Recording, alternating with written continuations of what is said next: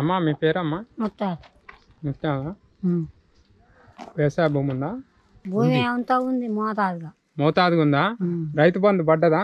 పడ్డది. పింఛన్ వస్తుందా? ఏమొస్తుంది సారు? నాకు కన్ను మొత్తమే ఇంకోది కరిగిపోయా, గుడ్డ కరిగిపోయా, ఉన్న కన్ను కూడా పోరవేస్తే పసలు ఇచ్చి చేపించుకుంటే ఇక నీకు రాదు, 40% ఉంది, అది ఉంది, ఇది ఉంది అని చెప్తురు. ఇప్పుడు మీకు 4000 పింఛన్ ఇస్తా అంటుండగా? 4000 ఇప్పుడు ఇప్పుడు కొంచెంకి ఇకిలాంకు 4000 ఇస్తారేమండి. మరి నాకే మరి ఉచిత బస్సు అని ఇచ్చిండ్రుగా, అది ఎట్లుంది?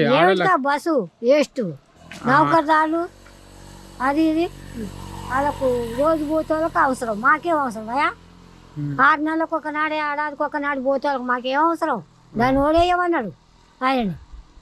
మరి ఎట్లా అంటే ఉచిత బస్సు ఉంచాలనా తీసేయాలనా? తీసేయాలి, ఏమొద్దు, తీసేయాల్సిందేనా? తీసేయవలసిందే.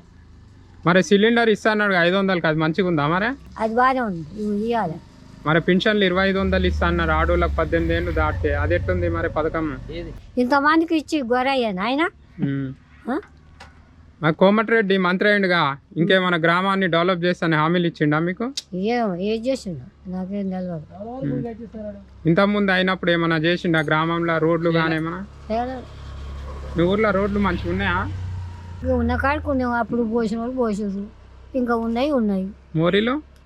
మోరీలు కూడా నిన్న మన చేసారు కొన్ని చేసిండా? మంచి నీళ్ళు వస్తున్నాయి ఆ రోజు? వస్తున్నాయి, 3 రోజులు కొనాడు, ఓనాడు తప్పించున్నాడు. కరెంట్ ఉంటుందా 24 గంటలు?